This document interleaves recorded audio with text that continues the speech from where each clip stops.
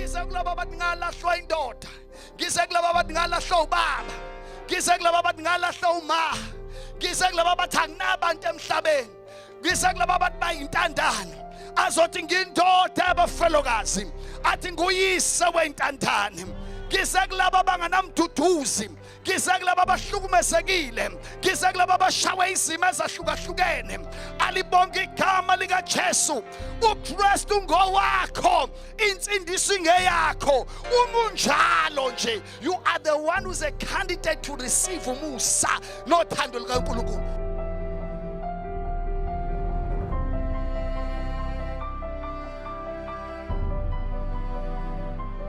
The moment has come. Thank you, Jesus. Okwakho manje is to receive. Wherever you are and say, Father, I just receive my healing. Father, I receive my miracle. Father, I receive in the name of Jesus. Noma ngabe bese kuyisikhathi singakanani, kholwa manje, kholwa manje, kholwa manje, isitshele ukuthi manje kuyenzeka, kuyenzeka, kuyenzeka, kuyenzeka, kuyenzeka, kuyenzeka, kuyenzeka, kuyenzeka, kuyenzeka, kuyenzeka, kuyenzeka, kuyenzeka, kuyenzeka.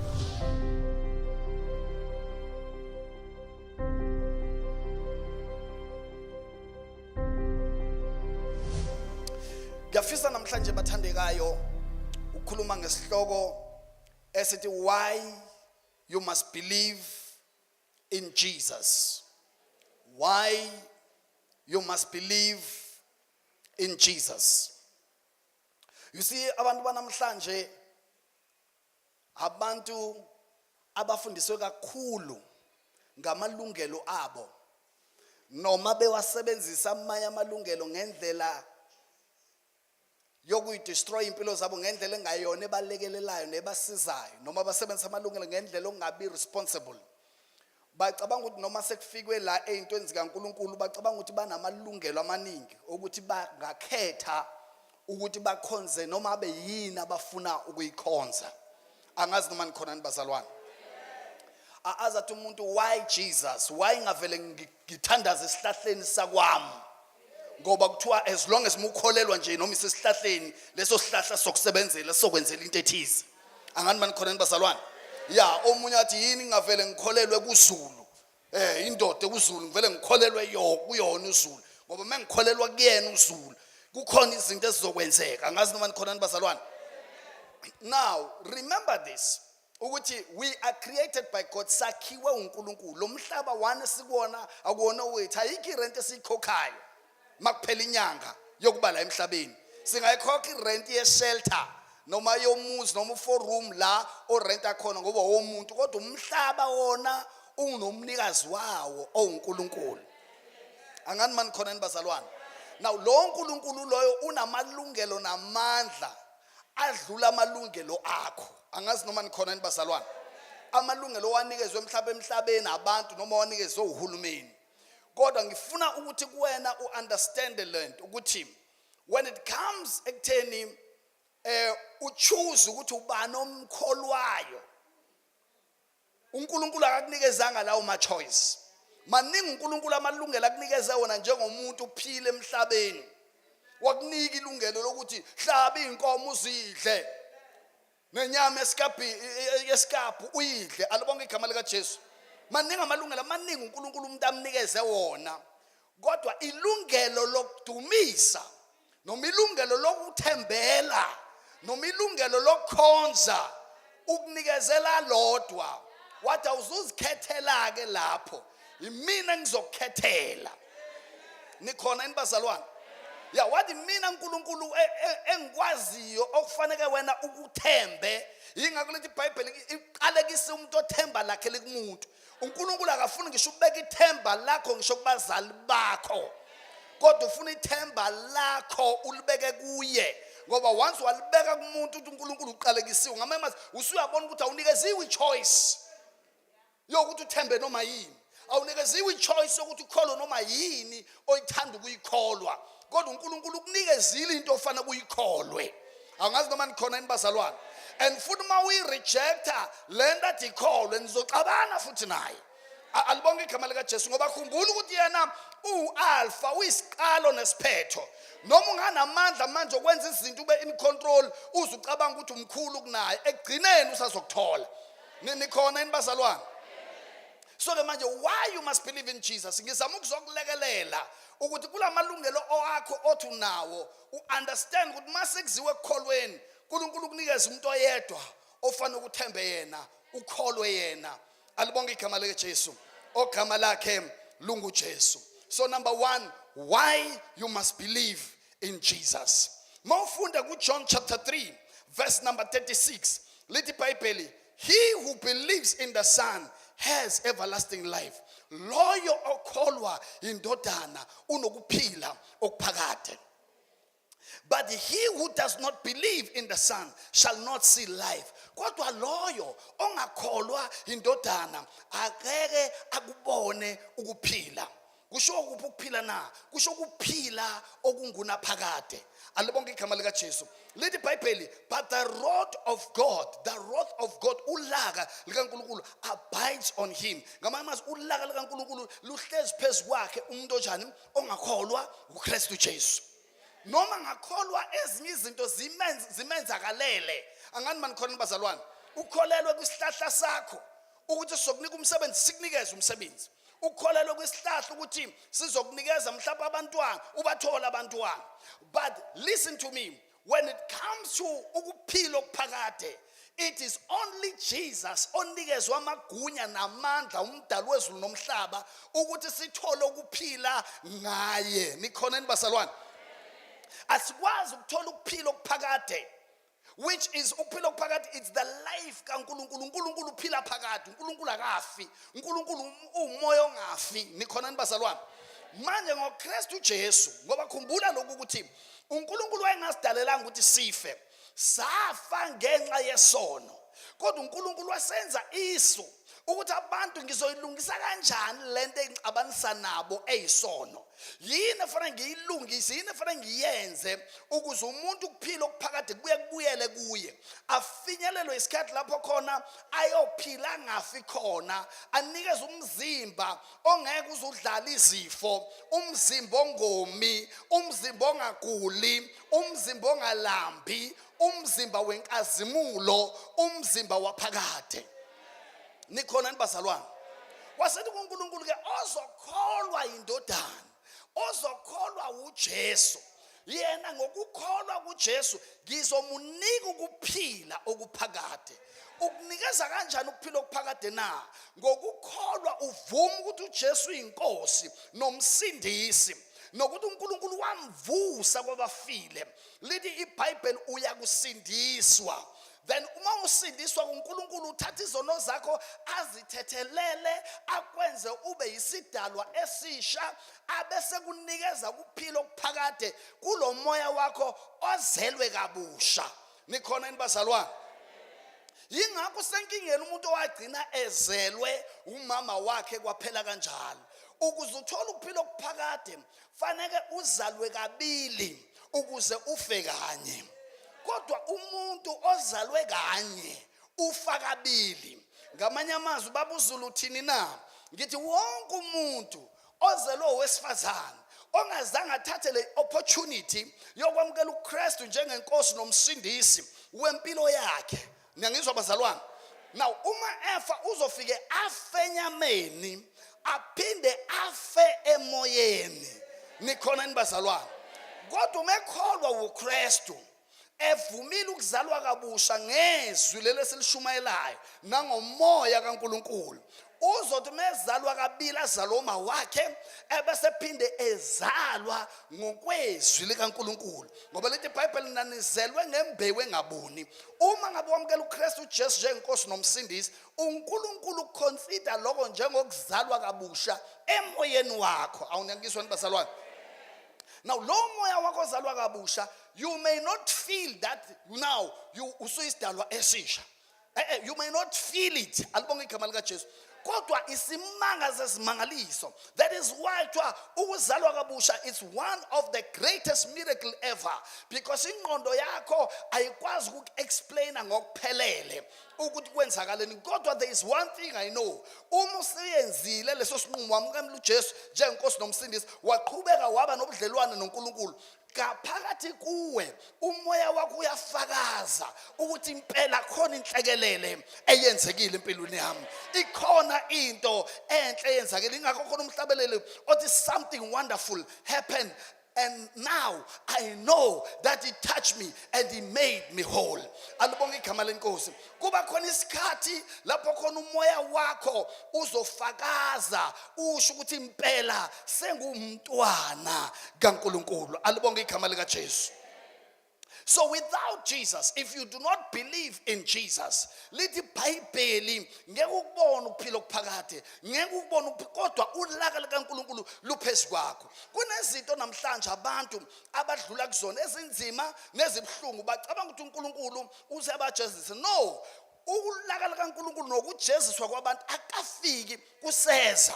Nikhona nibazalwane, ningathuswa yilama storm eniwabonayo. Lama storm nje azothi khumbula ukuthi khona ingadla umdala wensuku onamandla ongasibhubhisa within few seconds umethanda. Angani mani khona nibazalwane, kodwa kabi ukuthi uNkulunkulu useyaqala uyabajezisa abantu. La uyojeza khona isechibini lomlilo, la uyosha khona usho ungapheli, uze ubuhlungu ungapheli ngenxa ubalekele ukuphila okuphakade sewunikezwa kona. Na ukuphila okuphakade awukutholi emva kwethuna, kodwa ukuphila okuphakade ukuthola la usasemhlabeni. Nikhona nibazalwane, ake ngiyichaze lento yokuphila okuphakade. Lokuphila okuphakade kuyisipho sikaNkulunkulu asinikeza labo abakholwa kuKristu Jesu. Mawufunda uRomans chapter 6 verse number 23 lithi inkokhelo yesono iwukufa, kodwa isipho sikaNkulunkulu siwukuphila okuphakade. Now isipho sikaNkulunkulu awukwazi ukusithenga ngamathikithi, awukwazi ukusithenga ngokweshumi, awukwazi ukusithenga nanoma ingani eyimali enevelu. Nikhona nibazalwane, kodwa yinto uNkulunkulu akupha yona le for free by simply believing in Jesus Christ. Nikhona abazalwane, ngokukholwa nje kuKristu Jesu uphiwa isipho sokuphila okuphakade. Lithi the wages of sin, inkokhelo yesono siwukufa, bese kuthiwa isipho, the gift. Now a gift, you don't do anything to receive a gift. A gift is given to you. Amen. So the gift is given to you. The gift of God is eternal life. Isipho sikaNkulunkulu sokuphila okuphakade. So sila ukuzokutshela ukuthi kunesipho esivela enkosini sakho okumele usamkele, which is eternal life. That gift you can only get it by simply receiving Jesus Christ as your Lord and Savior. Somebody shout amen. Number 2, why you must believe in Jesus. Mawufunda uJohn chapter 3 verse number 18. Lithi whoever believes in him is not condemned. Loyo kholwa uye akasalahlwa. Alibonge igama lika Jesu. But whoever does not believe stand condemns already, because they have not believed in the name of God's one and only Son. Nikhona nibazalwane. Now loyo okholwayo Kristu Jesu akasena kulahlwa, is not condemned. Why is not condemned? Because uJesu mhla efa wayefela izono zakho. Mhla uJesu efa wayefela izono zakho. He took the punishment for your sins. He died in your place so that when umwamkela yena ungeke usafa. Yingakho umhlabeleli wamaweseli uthi abakholwa namhlanje abasana kugwetshwa bese uthi mawudunyiswe enkosi kuze kube phakade. Why? Ngoba uKristu wagwetshwa, egwetshwe endaweni yabo. uKristu wajeza endaweni yabo. uJesu wafa efela endaweni yabo. So ngamanye amazwi wonke amacala akho abalelwa kuKristu Jesu. Angazi manje nikhona nibazalwane, waba inhlawulo yezono zakho. So mawamkela yena kuNkulunkulu uba not guilty. kuNkulunkulu ukuthi uNkulunkulu wena izono zakho zithethelelwe. Why? Because uJesu ukhokhe inhlawulo yezono zakho ukuze wena ungasajeziswa ngenxa kaKristu owajeza wafa endaweni yakho. Zonke izono zakho zabalelwa kuyena. Angazi noma ngizweni bazalwane. Zonke njengoba wayelenga nje, wayengalengi ngenxa yezono zakhe, wayengalengi ngenxa yani, kodwa he was taking your place. Alibonge igama lika Jesu. Yingakho ke manje wangcola wenziwe isono. Wayenziwe isono ukuze wena wenziwe ube ukulunga kaNkulunkulu, hayi ngoba ulungile kodwa uphiwe ukulunga okuza ngokukholwa kuKristu uJesu. Nikhona yini bazalwane? Lithi iBhayibheli ngoyedwa uAdam owona sonke sabalelwa saba yini yizoni. Sasingekho mhla uAdam ona. Nikhona yini bazalwane? We were not there. Kodwa bonke abantu mebezalwa bazalwa kwathiwa aba guilty, bazalwa kwathiwa abayizoni. Awusona isoni ngoba wenza isono, uyisoni ngoba uzelwe ngembewu yesono. Yingakho nomuntu ekuthiwa lo uyintombi into akazathintwe, akazaphuze, akazabhema, emefa engamamkela ngoJesu njengenkosi nomsindisi, ufa as a sinner. Noma thina singamazeli izona zenzile, but that person, he will go and burn in hell because he did not receive Jesus Christ as his Lord and Savior. Abanye yomangala ukuthi awube ngithi ngiyamazela ukuthi nokuthi kodwa kuthiwa lo ngoba bemamkelile uKristu wonke amacala nesijeziso sakhe sabalelwa kuKristu, not guilty, enter. Yingakho kuthiwa insindisi ngomusa. Umusa kusho into ongayideserve, kusho into ongayifanele, kodwa inikezwe. The only thing ezokwenza ukuthi wamkele umusa ongawufanele ukwamkela uKristu. Ngoba uNkulunkulu emesekubuka after wamkela uKristu akakuboni njengesoni anymore, ukubona njengolungile, hayi ngoba ngempela ulunge ngempela. Awunikhona yini bazalwane? Kodwa ngenxa wembathiswe uKristu osekuwe olungile, kwathiwa nawe ulungile. Nawe uyazaza ulungile, unenhliziyo encane nje. Abantu phela inkinga abantu iyodwa. Abantu bebekhuluma ukuthi balungile bazi ukuthi abaphuza ababhema abajoli bese bazi ukuthi bayakholwa ke balungile. Uyazazi ukuthi usanamanga, usahleba, usanempakamo, usalala uthukuthele, manje ulunge kuphi? iBhayibheli lithi usanamaqhubu. iBhayibheli lithi owesilisa meke wabuka wakhala, lithi usukwenzi ulungephi? Ulungephi? Kuphi la ulunge khona? Uyazi ukuthi ungathakatha ngenhliziyo. Umuntu aphumelela ungamfisela into enhle uthi asuka. Sewuthakathile. Alibonge igama lika Jesu.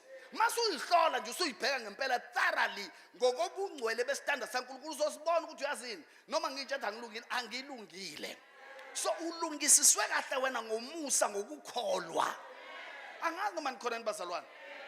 Ungasiloku ucabanga ukuthi nje ulungile angiphuza ngibhema. No. Izono zejealousy sono. Usathane wakhishwe ezulwini ngepride akafebanga. Ngempakamo wakhishwe ezulwini wagxoshwa. Bangaka abanempakamo. Nikhona nibazalwane? Bangaka aba stubborn, bangaka aba arrogant. Konke lokho kuyizono. Kodwa mase ubalelo kuKristu, no usana lamananga nalabo kotini abadinga ukunqunywa ngendlela. uNkulunkulu uthi wena izono zakho zingaphansi kwegazi. Mangikubuka mina ngikubona ulungile. Ngiyangizwa nibazalwane. Yingakho sengozini umuntu othi ngifuna ukuyeka utshwala, ngifuna ukuyeka ukujola, ngifuna ukuyeka zonke izono bese ngiyokholwa. Ngeke uzusindiswe munjalo.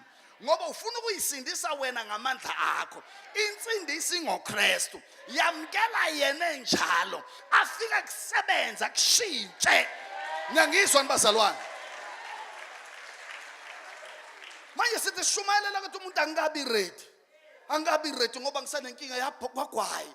Angabi ready ngisanenkinga. Lalela, hey, izono akekho umuntu okwayiqeda izono. Izono ziqeda abantu. Abantu sibangcwaba imihla namalanga beqedwe izono. bona bebethi balinde ukuqediswa ngeke uyiqede wala usathi ulinda ukusiqeda isono soqeda wena. So umuntu okwazi ukwelapha inkinga yesono uJesu. Nikhona enibazalwane. Manje ingakho kuthiwa woza nazo izono zakho zibovu njengegazi. Noma na usuzibona na usuzilahlile noma khelwana nasemphakathini bathi wena sewona kakhulu wena kodwa athi uJesu woza ngizokwenza isidalwa esisha. Elithi iBhayibheli umuntu ebeKristu uJesu isidalwa esisha athi bheka okudala kuyadlula kodwa kuvela okusha. Abantu basala bathi siyamazela athi uNkulunkulu angimazeli lutho ngoba uthatha izono zakho azifaka olwandle lokulibala. Bathi abantu wakhipha isisa athi uJesu wasikhipha kuphi khona ngoba useyisidalwa esisha. Kuthiwa wabulala umuntu athi wambulala kuphi khona ngoba useyisidalwa esisha. Kuthiwa usiyamazi wayethakatha wenza ukuthi waqeda amadoda abantu waqeda abafazi babantu athi uJesu kuphi khona ngoba lo ngimazi mina eyisidalwa esisha ngoba uNkulunkulu uthatha izono zakho azifaka olwandle lokulibala. Nikhona enibazalwane. Awuwipe your past akubone njengomuntu ongakazi uze wone akwembathisa ukulunga kwakhe okuza ngokukholwa egameni likaJesu. Why ungayifuni into enhle kangaka? Ngoba sikulethela ummeli thina ozokwenza ukuthi ungabi guilty empilweni. Nikhona enibazalwane. Ummeli wamahala. Awunangizwe enibazalwane. Okufica uyibotho ushayekile. Umhlaba usukudlile wakwenza wakushape. Alibonke igama likaJesu.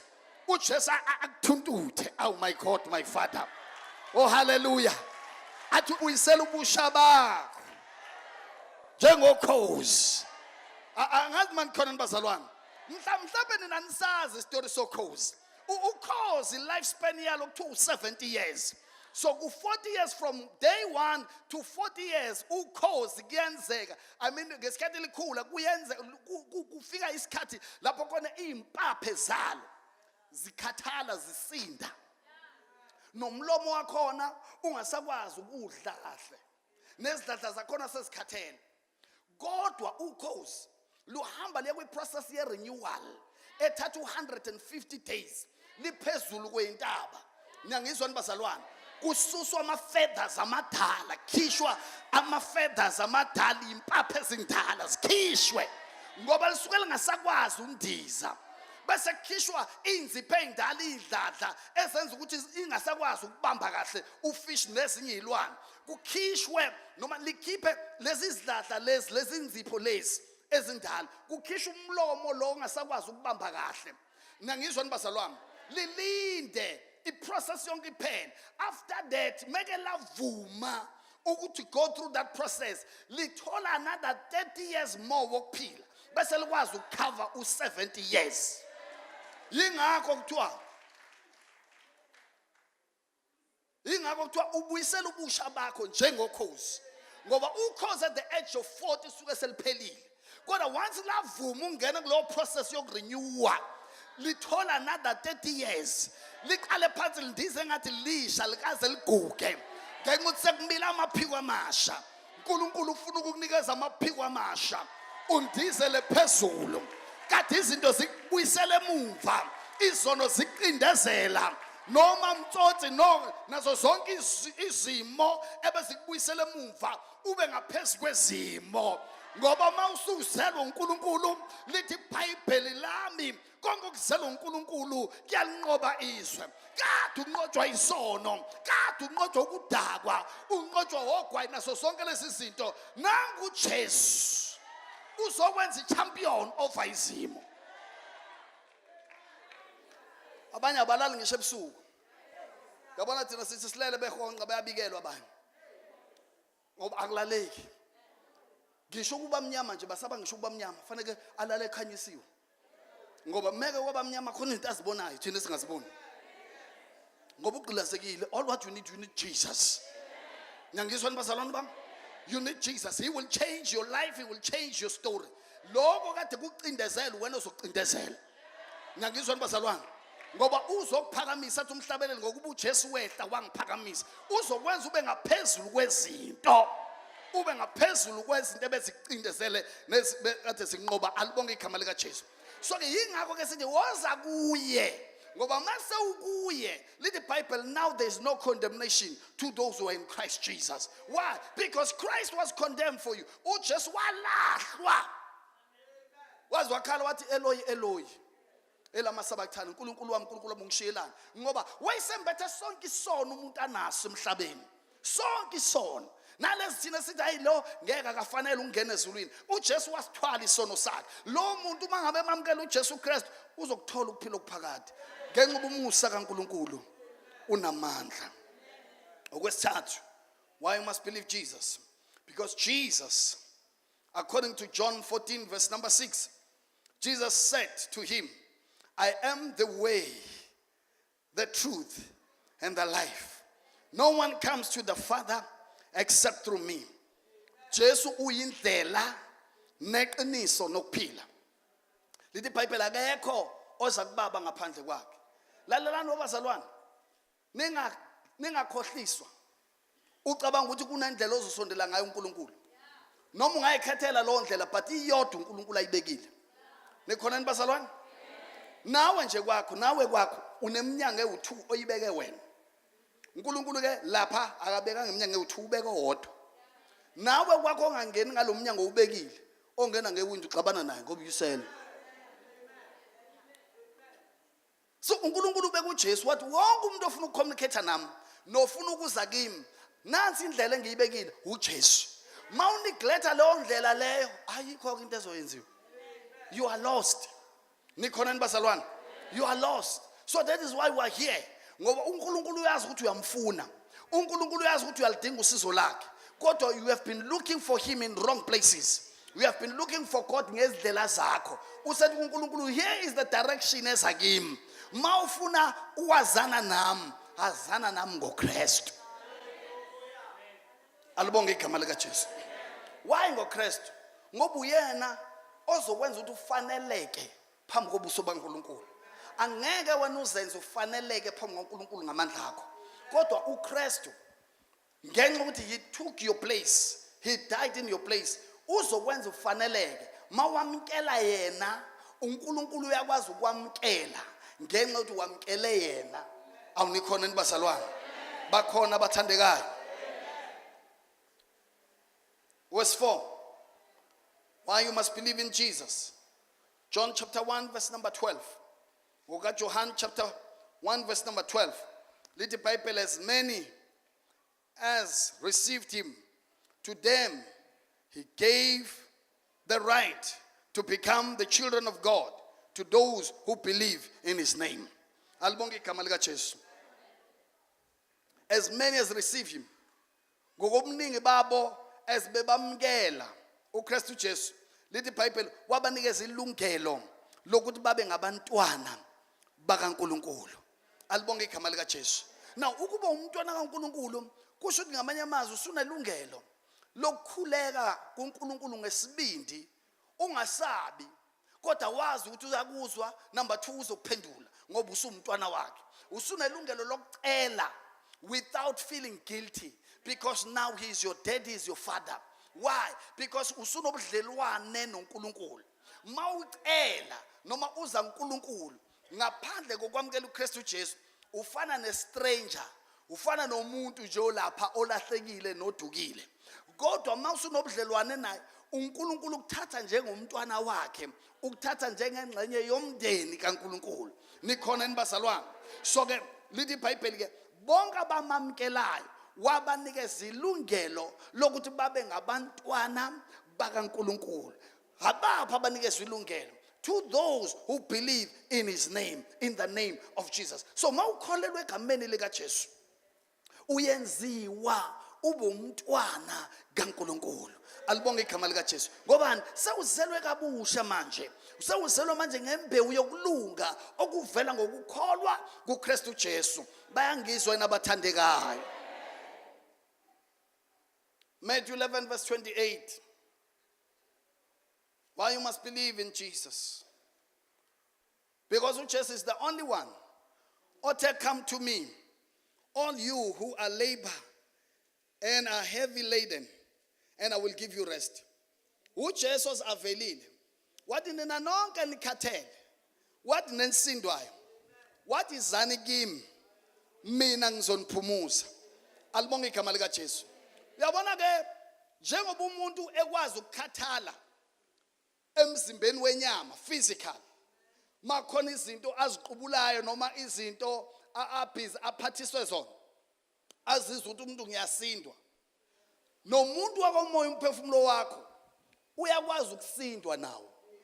Uthola ukuthi awuphethe lutho la enyameni, kodwa uthola ukuthi umoya wakho hawe ma ulayishile, ugqilazekile ngekusasa. Uyabalisa ulazi kusasa lakho ukuthi limi kanjani, unefiye emangalisayo. Alibonge igama lika Jesu. Abanye ngenxa mhlawumbe yokuphoxeka empilweni, abanye ngenxa mhlawumbe yokungathandwa, abanye ngenxa ye-rejection, nangenxa izimo eziningi abantu abadlula kuzona empilweni ezibashiya bekhathele on the inside. Alibonge igama lika Jesu.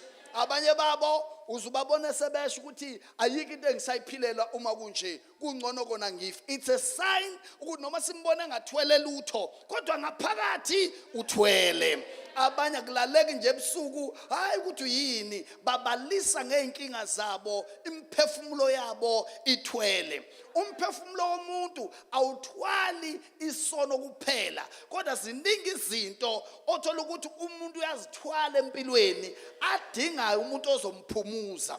Uyabona ke mawuthwele ke emphefumulweni abantu abakwazi ukukusiza ngoba one, abakuboni ukuthi uthwele, abakuboni ukuthi uyasindelwa. Futhi number two, abagunyaziwe, abanawo amandla okwethula umthwalo okusinda emphefumulweni. Only Jesus onamandla okufinyelela kulo mphefumulo, ngoba umphefumulo wakho uyimfihlo, umphefumulo wakho uyi-secret place. Nikhona nibazalwane? Yingakho wonke umuntu othi uyakwazi akakwazi wazi icover yakho, wonke uthi uyakwazi ukwazi i-overall yakho. Nikhona nibazalwane? Mawusuzazi lezi zinto, yingakho nje ungeke uzumbukele omunye phansi ngoba umbone ngathi mkhulu kunawe, wena umncane kakhulu, noma wena umpofu kakhulu, kuthiwa u-yellow bone, yena uzumbone umbize ngomnyamani ngoba umchaza nge-overall ayigqokile. But the real person, wonke you are wonderfully and fearfully made. Wonke umuntu on the inside uphefumulelwe umoya kaNkulunkulu. Alibonge igama lika Jesu. Nikhona nibathandekayo? So baningi abantu abagqilazekile, bagqilazeka baze bacommit suicide, bagqilazeka abanye baze baphuza utshwala, hayi ngoba bephuza utshwala ngenxa bazama ukuziba ukusindela okukhona emphefumulweni.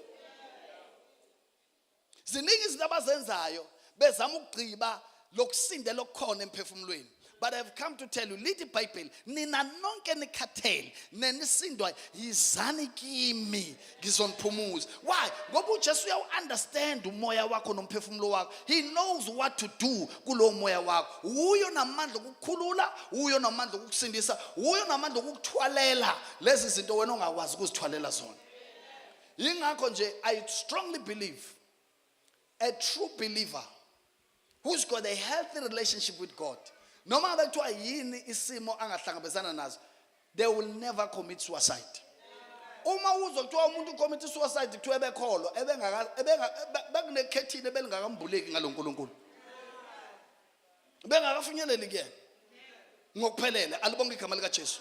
Ngoba there is something about ukukholwa okwenza ukuthi in the midst of the storm uze ukuthi cha angingedwa, and I shall surely come out from this situation alive. Yingakho lithi iBhayibheli noma ngene emanzini amaningi aniyukumuka ngoba yena unathi. Nikhona nibazalwane? Why you must believe in Jesus. I'm closing now. Mawufunda incwadi yeZenzo chapter 4 verse number 12. Little no, is there salvation in any other? For there is no other name under heaven given amongst men by which we must be saved. Ngokuba ayike insindiso ngomunye, futhi alikho elinye igama elibekwe ebantwini abangasindiswa ngalo ngaphandle kwelika Kristu Jesu. Alikho elinye igama elibekwe ebantwini. uNkulunkulu ilona lodwa igama liphakamise ngaphezulu konke amagama. Lona lodwa igama uNkulunkulu alinikeze ebantwini ukuba abantu basindiswe ngalo. Mawubalekela leli gama lika Jesu, ubalekela ukuphila kwakho, ubalekela insindiso uNkulunkulu ayilethe ngoKristu. Ake ngibuze ke manje, yini oyihlalele manje ukuthi ungasindiswa? Usuvinjwe yini manje? Uvinjwa abangani ukuthi bazothi ususenza ngcono? Engathi bona bazokwenza ngcono, bahlulekile ukwenza ngcono. Nangu uJesu uthi uzokwenza ngcono. Manje yini inkinga uma wenziwa ngcono? Ngoba uzobe ungazenzi wena ngcono, kodwa uyena uzokwenza ngcono. Hawu bangani bami bazothini? Hawu sengiphenduka ngempela. Uyazi uma ungabheka ukuthi yini abakusize ngayo incane kabi into abakusize ngayo, instead bakufaka izinkingeni eziningi. Uyazi ukuthi abangani uma ngabe ngesikhathi ene usafika ekubhemeni, yibona abakuthengelayo, bakunikeza isikhefu, bathi shaya. Masungenile ekubhemeni fanele uyithengele wena, futhi bazokubuza ukuthi hayibo kahle wena kanti wena uthenga nini? Awunikhona nibazalwane? Umngane akakurecommendela ukuthi jola nalo uyabhuti. Uyazi ukuthi uma usukhulelwa akazi usho ukuthi oh manje njengoba usukhulelwe nje sizolekelelana kumanabukeni, kufanele nami ngikuthengele amanabukeni, ngikulekelele ngoba mina engayirecommenda le ukuthi jola nayo. Anikhona nibazalwane? Yonke umngane angarecommend izinto kodwa uma ususenkingeni uzozibonela wena. Umngane angakuthengela utshwala uma ngabe ungakaphuzi, kodwa uma sesegazini utshwala uzozithengela wena, uzobuza wena ubuthenga nini siphuze. Manje awukwazi ke mase kufanele wenza ama decisions kanje ucabangela umngane wakho, kufanele uzicabangele wena. Ocheka kulaba abagulayo akade bengabalalela abazali, bengena relationship nabazali babo ngenxa yokuthi belalela abangani, uma sebegula sefaka amanabukeni sebephipha bezwe akafika umngane ezokuphipha. Hamba obuza kulaka kwagulelwa khona abafika abangani bezokuphipha. Uma wakho lokade ungamlaleli oqala phansi kube uyena okuphiphayo. So ungangitsheli ngomngane, awungangitsheli ngomngane. Umngane ukuthanda manje ngoba usa right. The moment izinto zakho zabhetha umngane uyahlehla. Abangani ungathi bahlahla ngisho emngcwabeni wakho. Sekuyithini esigcwele holo manje abangani bakho bamlapha ngaphandle, balinde nje ukuthi nje asikufaka emgodini baqhibe.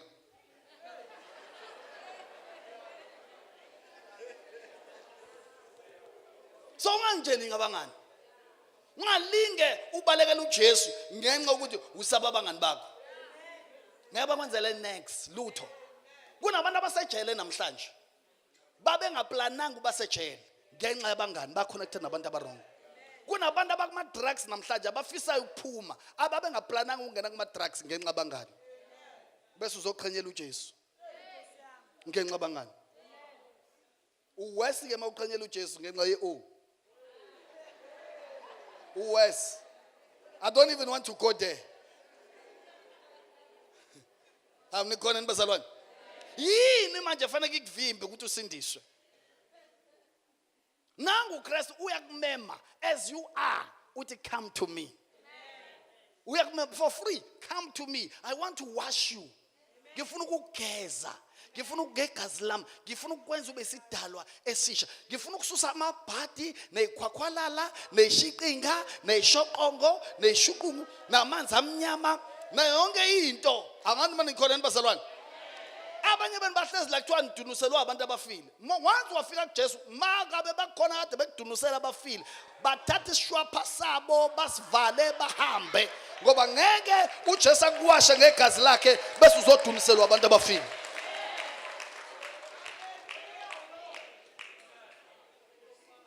Mawusuka uKristu uJesu amabhada ayahlehla, kodwa inkazimulo kaKristu ihlala kuwe. Awunangizwa nibazalwane? Amabhada ayahlehla, ikhwakhwalala namashwa namanzi amnyama, noma kuthi uyathakathwa kubuna imithi yabathakathi. Why? Ngoba mkhulu ongakuwe kunosezweni. Mawuzwe ikhola lokho lekhala lithi bangithakathi alikazazi ukuthi ubani. Lifana nomfana omncane, noma lifana nenkunzi yenkomo eqhutshwa umfana omncane. Mawusuzazi ukuthi ubani, alibonke igama lika Jesu. Noma kuthi uyatshela ukuthiwa uyathakatha ngegama lika Jesu, uyasho ngegama lika Jesu.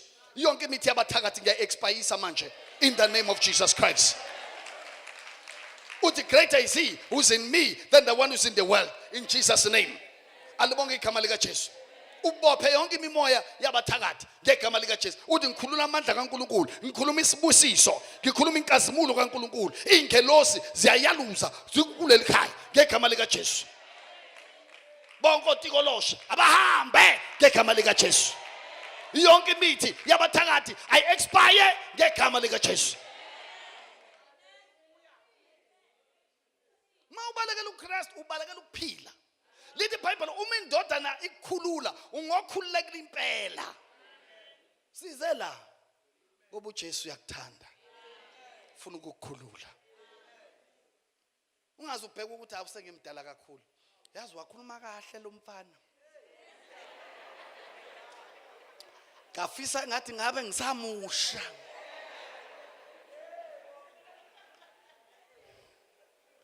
It's never too late to accept Jesus Christ. It is never too late to accept Jesus Christ. Umuntu omusha uhlezi lapha uthi ngisindiswe ngempela. Hawu ngisemncane kangaka. Mase ngiwa. Uzobuyelani wena? Kanti ugibele kashini yini? Ngoba uzobugibela kuKristu Jesu. Uthe yena uzokubeka la intandeni yesandla sakhe and akekho ozokususa kuyena. Wena ufuna ukukholwa iloko nje. Uma phela amandla uthe uzokupha amandla amasha. Manje yini ubalekelani? Yini inkinga yakho? Ngoba sengiyisolvile le ukuthi uthi izinto sakuhlula. Ngoba esibhedlela akuyi esibhedlela umuntu ophilile, esibhedlela kuyi umuntu ogulayo ukuze afike athola imedication. Izwi likaNkulunkulu ke liyi-medication. Awunikhona nibazalwane? Uyabona masuze ebandleni uzothola imedication eyizwi likaNkulunkulu ezolapha lesi sona esisakuhlupha. Imedication ke uyayazi ukuthi enye uyidla 6 months. Alibonga igama lika Jesu.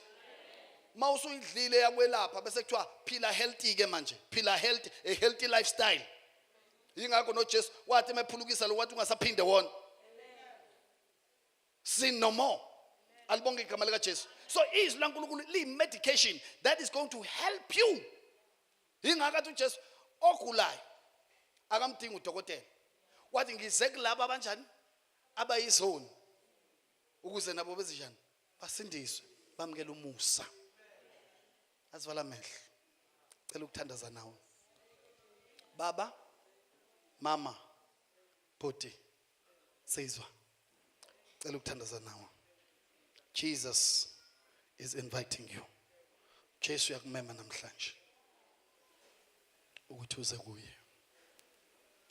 Ngeza kuJesu ngangimaniki angesabanga ukuzinikela kodwa Jesu akazange sholutho wafele wamthatha ngomsawakhe nawe woza kuJesu nomumaniki awungesabi ukuzinikela awungobu Jesu awakekasholutho kodwa uzokuthatha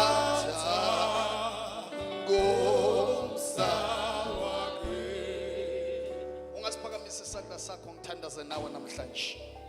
Muthi Baba Zulu thandaza nami imlo uthunywe kimi Baba Zulu uthunywe kimi Baba Zulu ngiyamdinga uJesu sukuma ume ngenyawo la ukhona mothi nje Baba Zulu thandaza nami sukuma ume ngenyawo wena phakathi isandla sakho sukuma ume ngenyawo ungasabi sukuma shana izandla bazalwane basukuma abantu gijimanisela ngaphambili gijimanisela nizomalana nibheke mina mighty Jesus bashaleni izandla balekeleleni basindiswa abantu ka-F nakho-ke Nkosi. Moya ingcwele nabo futhi besindiswa. Nipheke mina nabo mama besindiswa. Moya ingcwele ngiyabonga. Moya ingcwele ngiyabonga. Moya ingcwele ngiyabonga. Yibo Nkosi labo ngithume kubo ngiyabonga. Ngiyabonga, ngiyabonga, ngiyabonga, ngiyabonga. Ngiyabonga. Thank you Jesus. Basindiswa abantu, my God. Hey! Makatabaya. Nalizulu. Akasolutho. Wafele wangithatha, wafele wangithatha. Umsawake nawe goza Jesu no unganiki ungesabe ukusinikela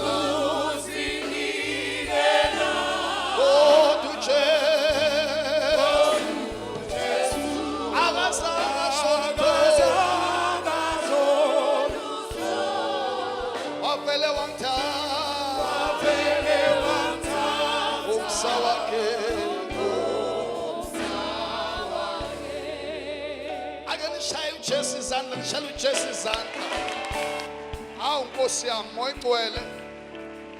Wazi wamuhle ka-F Nkosi. Wazi wamuhle Jesu.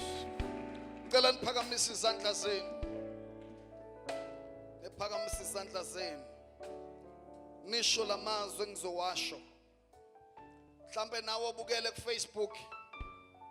Nawe uyalizwa izwi laNkulunkulu likuthintile. Nawe la ukhona.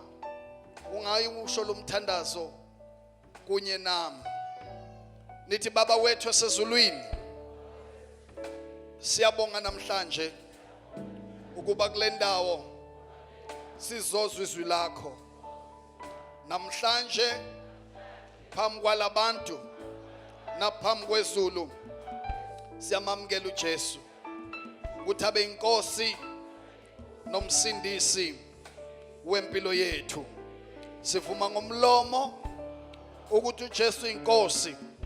Siyakholwa ngenhliziyo ukuthi uNkulunkulu wamvusa kwabafile ukuze sibe nokuphila okuphakade. Namhlanje sithi konke okudala kuyadlula kodwa bheka kuvela okusha. In Jesus name. In Jesus name. In Jesus name. In Jesus name. Amen. And shall uNkulunkulu izandla. Mighty God. Mawusuwenze lesi sinqumo. Awusabuyele emuva. Lithi iBhayibheli nineniphunyukile enkembeni. Balekani nenze njani? Ningase bengizolanda nina la. Awuningizwile? Bengizolanda nini? Mawukade unganamfundisi sewungitholile umfundisi nangu imlo. Usunomfundisi namhlanje awushaya izandla. Makade makuyisonto wenza ama washing. Usuzowawasha ama washing manje ngo11 sewubuye esontweni. Ngoba mayiphuma inkonzo lapha ngo10 wena ngo11 ubusuku wakho bese wenza ini ama washing ngani ngesonto. Alibonge igama lika Jesu. Ngoba kufanele lo mntwana ozelwe ngaphakathi akhule manje. Bengizolanda abantu mina ngishumayela ukudlala mina. Bafowethu bengizolanda bafowethu. Ake nibashayela izandla lamarazo. Bengizolanda nina bafowethu. Indawo yeni ikhona lapha. Ikhona indawo yeni. Silindeni. Alibonge igama lika Jesu. Wevani lapha